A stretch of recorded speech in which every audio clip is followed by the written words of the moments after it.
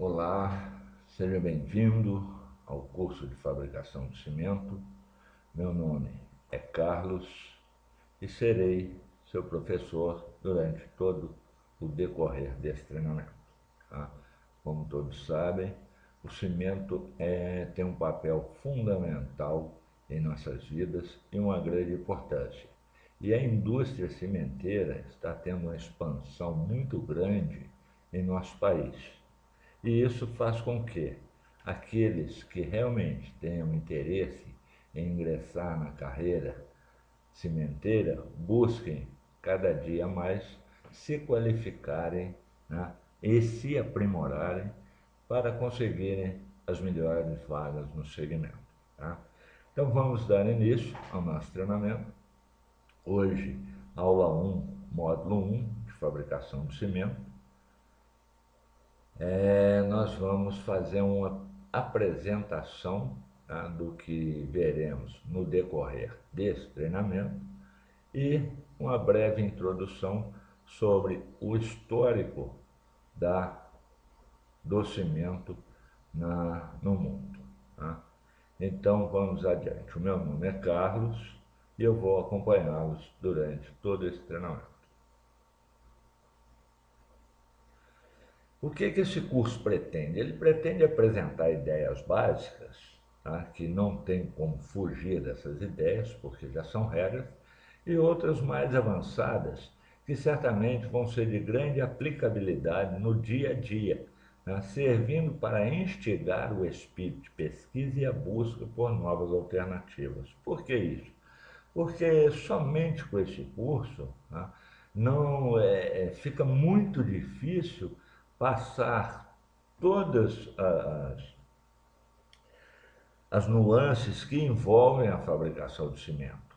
Então nós vamos buscar estar informando, estar passando para você, tá, o principal processo de transformação da matéria-prima em cimento e, com isso, deixando um ponto de interrogação para que você busque cada vez mais novos conhecimentos, principalmente aliado à tecnologia que evolui grandemente. Nós temos aí, nós vamos ver no decorrer do curso, inclusive, algumas fotos aí que mostram a nítida evolução, né, tanto no processo de fabricação como nos equipamentos que são colocados à disposição das indústrias para melhorar a sua produtividade, para aumentar a sua produção e para reduzir seus custos. Então, nós vamos estar vendo nesse curso o histórico do cimento, a cadeia produtiva do cimento, a matéria-prima, né? Então nós vamos dar algumas pinceladas sobre como é que se processa a extração dessa matéria-prima, falar um pouco sobre britagem. Aí vamos entrar na pré-homogeneização, que é fundamental, né, no processo de fabricação de cimento. Vamos falar sobre os índices, os principais índices de controle do cimento, que seria o fator de saturação da cal, chamado FSC, também algumas unidades conhecidas como IS, índice de saturação. Vamos aprender sobre o modo sílica, o MS, e a função do módulo alumina. Por que esses três índices, né, eles têm um número pré-definido, já um número de consenso devido a várias experiências, tá? E esse número ele não pode variar muito porque ele vai impactar na produção de cimento. E é esse conhecimento, né, que nós vamos buscar estar passando para vocês de uma forma simples, clara e objetiva. Depois da pré-homogeneização, nós vamos falar da moagem da farinha, né, ou cru, ou seja, toda essa matéria-prima, depois de extraída e pré-homogeneizada, ela precisa passar por um processo de moagem, né, e aí ela toma o nome, né, nas fábricas de cimento de farinha ou cru, que é o material que entrará no forno para a formação do clinker e, consequentemente, após o clinker, para a formação do cimento. Vamos ver sobre pré-calcinação. O que seria a pré-calcinação? São as torres de ciclone, aonde já existe um pré-tratamento dessa farinha, tá? Para que ela tenha um menor tempo de residência no forno e tenha uma melhor qualidade do clinker. Continuando, nós vamos falar sobre coprocessamento, que hoje é extremamente importante, né? E é um fator de benefícios ao meio ambiente, porque, como nós sabemos, né, a geração de lixo, ou seja, a geração de materiais inservíveis e jogados nos lixões, jogados muitas vezes a céu aberto, isso vem poluindo grandemente o nosso planeta. E o coprocessamento nada mais é do que uma parceria das empresas produtoras de cimento, né, com prefeituras, com outras empresas que trabalham resíduos sólidos, tá, no reaproveitamento desse material que é descartado, né, e na inserção dele no forno como forma de combustível, ou seja, como um acréscimo de energia, né, o que traduz em redução do consumo de petróleo, né, e uma melhor qualidade para o nosso meio ambiente. Depois nós vamos ver como é que se processa a produção do clinker, né, desde a pré-calcinação até a saída do forno, a química do clinker, né, que são basicamente quatro componentes estudados, existem outros, tá, mas os mais comuns e que são de maior importância para a fabricação de cimento é o C4AF, que é um ferroaluminato, o C3A, que é um aluminato de cálcio, o C2S, que é a belita, e o C3S, que é a lita. A partir daí, nós já teremos o clinker. Então, não vamos entrar em detalhes agora, porque no decorrer do curso nós vamos ter oportunidade de estar trabalhando cada um deles, né, de forma que você consiga entender todo esse processo. Em seguida, vamos falar do resfriamento do clinker, armazenagem, as adições, né? O que são as adições? São aqueles materiais que vão ser adicionados ao clinker quando da moagem do cimento, né? Depois da moagem temos a armazenagem, ensacamento e granel, e vamos falar um pouco sobre a logística, ou seja, transporte e distribuição do cimento. Então vamos à obra. Vamos ver o histórico do cimento. A palavra cimento é originada do latim, né, cimento, que designava espécie de pedra natural de rochedos e não esquadrejada. A origem remonta a mais de 4.500 anos, não da forma que nós conhecemos hoje, mas de uma forma que já trazia o resultado esperado naquela época, né, para a fixação de blocos ou para a fixação de rochas na construção dos grandes monumentos que foram erigidos em todo o decorrer da história do homem. Como um exemplo, aí nós temos imponentes monumentos do Egito, né, que já se utilizava uma liga constituída de uma mistura de gesso calcinado. E nós vamos ver, quando estiver falando dos aditivos para a moagem do cimento, né, que o gesso é o principal, principal aditivo para a formação do cimento.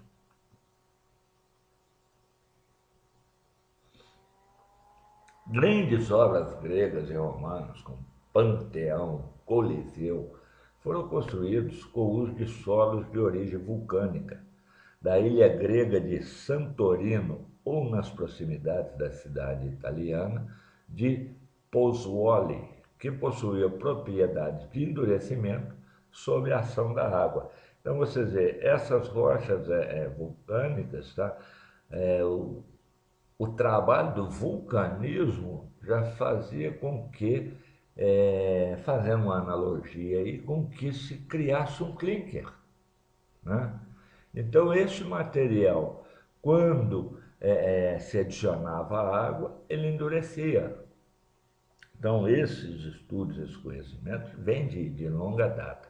Mas, realmente, para a gente ter uma ideia do cimento hoje, tá? E todas essas histórias, nós temos uma data aí que seria um marco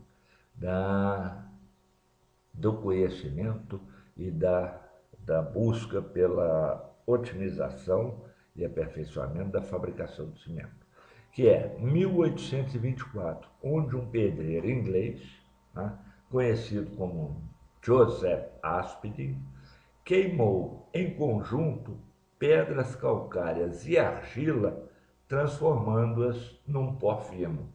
Então, 1824, a gente poderia dizer que foi o startup de todo o processo que nós conhecemos hoje, que seria a calcinação do calcário junto com a argila, né, transformando-o num pó fino.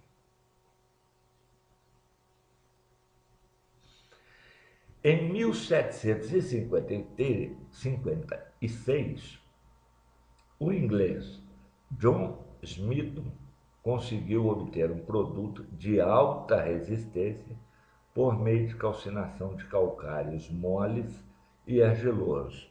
O que a gente conhece hoje como calcário mole?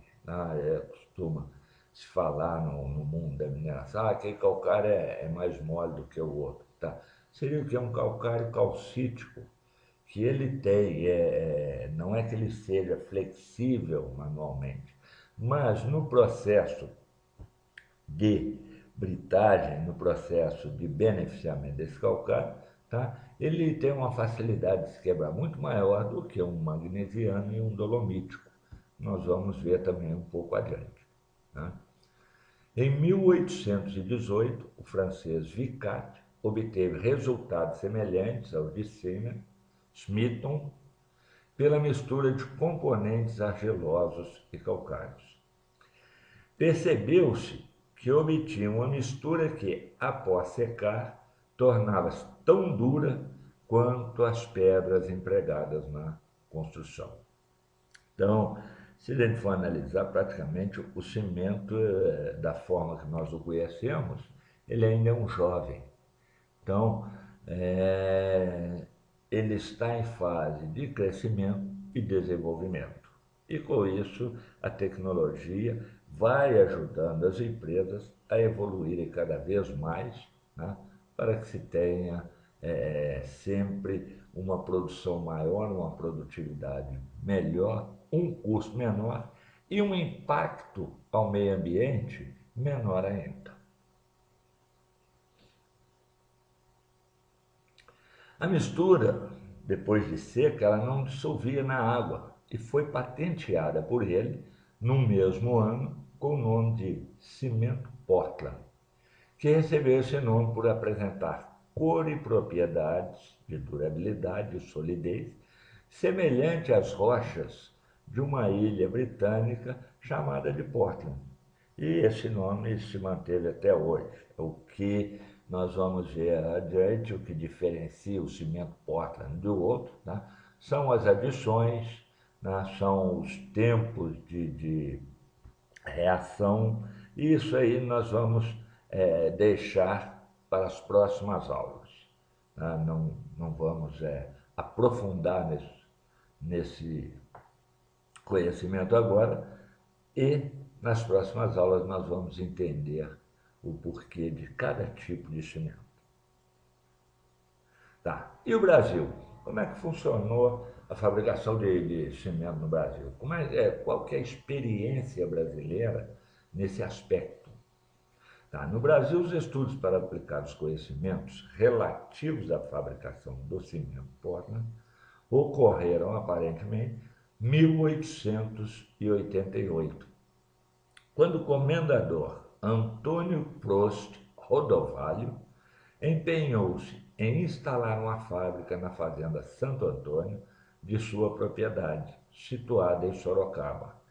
Então, no Brasil nós temos a data de início, que é 1888. Foi feliz no empreendimento dele? Nem tanto, mas várias iniciativas esporádicas de fabricação de cimento foram desenvolvidas nessa época.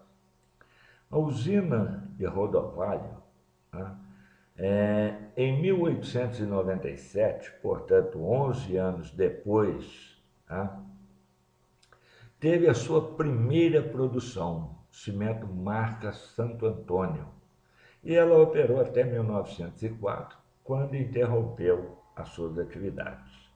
Em 1907 voltou, mas experimentou problemas de qualidade e extinguiu-se definitivamente em 1918.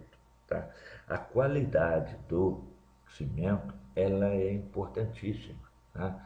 Não adianta somente você calcinar a rocha calcária com a argila e achar que você vai ter um cimento. Não, existe uma série de detalhes, tá, que esse curso vai mostrar a vocês, que faz com que hoje a gente tenha um cimento de extrema confiança e extrema qualidade. Tá? Então vocês veem, já foi o pontapé inicial, tá, para que o Brasil tivesse a sua autonomia em cimento, mas infelizmente ainda não se dominava determinadas técnicas, o que fez com que não se tivesse qualidade no produto e, consequentemente, se você tem um produto e não tem qualidade, o mercado acaba deixando de comprar e essa fábrica fechou. Em Cachoeiro do Itapemirim, o governo do Espírito Santo fundou em 1912 uma fábrica que funcionou até 1924, com precariedade e produção de apenas 8.000 toneladas por ano, sendo então paralisada, voltando a funcionar em 1935, após a modernização. Todas essas etapas não passaram de meras tentativas. Em 1924, a Companhia Brasileira de Cimento Portland instalou uma fábrica em Perus, cuja construção pode ser considerada como um marco da implantação da indústria brasileira do cimento.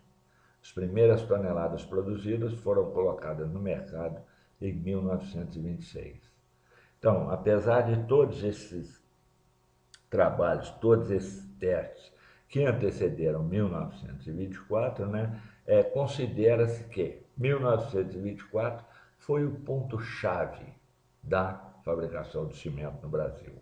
E para isso nós não temos ainda nem 100 anos, então ainda temos muito que aprender e evoluir, né, nesse setor. E essa evolução depende de pessoas capacitadas e interessadas em cada dia mais buscar o conhecimento. Aqui nós temos umas fotos, tá, dessa fábrica de Perus, hoje já desativada. Então nós temos aqui o que provavelmente seriam silos, né, de armazenamento do cimento. Tá? Temos aqui, ó, o forno, hoje já abandonado, enferrujado, tal. Existem outras fotos aí, mas ficaria muito extenso, ficaria algo muito grande colocar todas, mas já dá para se ter uma ideia, né, do porte dessa fábrica. Surgiu em 1924, ela já tinha um porte, uma característica que hoje praticamente todas as fábricas têm, né? O processo dela já era um processo que baseado numa tecnologia avançada. Avançada o quê? Para a época. Né? Aqui nós temos os silos de dosagem da matéria-prima, eu vou até dar uma ressaltada aqui para vocês verem. Ó. Isso aqui são moinhos, tá? Moinhos, e nós temos aqui silos, 1, 2, 3, 4, 5 silos aqui, que fazer o quê? A dosagem da matéria. Uma coisa interessante que a gente pode ver, já existia na época um galpão coberto, onde se fazia a estocagem do calcário beneficiado. Então isso aqui já seria o quê? Uma pré-homo, tá? Uma pré-homo, ou seja, uma pilha de pré-homogenização. Mas, como a gente pode ver aqui, ó, o equipamento ainda era o que? A mão do homem. Tá? Então aqui nós temos uma carretinha, uma caçambinha que ia sobre trilhos, né? Ela era enchida manualmente e levava essa matéria já homogeneizada para o forno. E aqui provavelmente uma pista de acesso para a estocagem. Tá? Então vocês veem que 1924 era um trabalho bastante penoso para se fabricar o cimento. Até então, o consumo de cimento no país dependia exclusivamente do produto importado. Nós não tínhamos fábrica, não tínhamos condições de atender as necessidades do mercado interno. Então, todo esse cimento que era utilizado no Brasil, ele vinha de fora, né? Então, a produção nacional foi gradativamente elevada com a implantação de novas fábricas e a participação de produtos importados oscilou durante as décadas seguintes, até praticamente desaparecer no dia de hoje. Hoje praticamente não se tem importação. Nós tivemos um período aí, alguns anos atrás, tá? Começou a entrar um cimento aí fabricado na China, outros com preço bem mais baixo do que o que se praticava no Brasil, mas aparentemente isso não vingou e praticamente hoje as fábricas que existem no Brasil, e por sinal cada dia aumenta o número dessas fábricas, atendem a demanda pelo produto. Tá? Isso aí foi dito por Arnaldo Forte Battaglia. Aqui nós vamos ver, é um gráfico comparativo, eu busquei ver se já tinha alguma coisa nova aí, 2003, 2015, tá? Mas não, então, para a gente ter uma ideia aqui, ó, de 1965 a 2013, né, o que foi a produção de cimento. Né? Então, o consumo aparelho no Brasil em milhões de toneladas. Então, vocês verem, em 1965, olha aqui, ó, não chegava nem a 10 milhões de toneladas. Tá? Então, nós tivemos de 65 a 80, né, e aqui 80 foi o pico máximo, aqui, ó, chegou o quê? Praticamente quase triplicou essa coisa. Isso foi chamado na época lá de milagre econômico. Tá? Foi uma fase de franco crescimento do Brasil e impulsionou a indústria cimenteira de forma tal que ela praticamente triplicou a sua produção, ou mais que triplicou. Depois nós tivemos aqui, ó, uma estagnação, tá? Ou seja, a consolidação do mercado. Então, esse período ocorreu de 1979, 1980 até 95, quando voltou a crescer. E desse período até 2013, vocês veem, nós saímos aqui de um patamar de menos de 10 milhões de toneladas para um patamar de aproximadamente 550 milhões de toneladas de consumo de cimento. Tá? Então, isso é um dado importantíssimo. Esse número hoje já deve ser bem maior. Né? Haja visto que o crescimento do número de fábricas de cimento, tá? E as obras e o avanço da construção civil em nosso país. Aqui tem um outro quadro, onde ele mostra da produção 2012-2013 e o despacho aqui, o sales, seria o que é a venda em 2012-2013, tá? Então, como a gente pode ver nessa tabela aqui, ó, a Votorantim liderava o que? O ranking de fabricantes de cimento nessa época, né? Daí, em 2013, ela produziu 25.163, né? 25 milhões, me desculpem, tá? 25 milhões, isso aqui esse número é dado em 1.000 toneladas, então, 25 milhões de toneladas, e vendeu 25 milhões 269. Né? Em seguida veio a Intercement, João Santos, Lafarge, Ciplan, Itambé e outras. Tá? Então, a produção total do Brasil em 2013 foi de 70 milhões 161 mil toneladas de cimento fabricado. Esse número hoje já é um número um pouco mais expressivo, mas 2013 nós estamos muito próximos aí, dá uma ideia, tá, do poder que é essa indústria.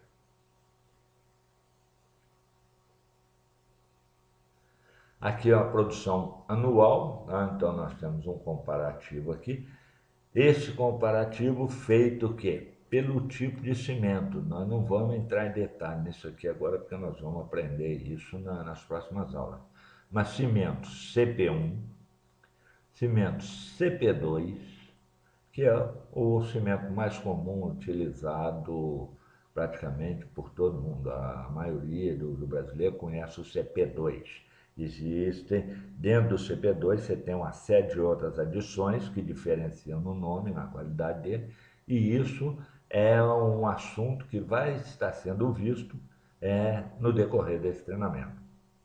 Então, CP1, CP2, CP3, CP4, aqui a canetinha tinha sumido, CP4, CP5 e o cimento branco.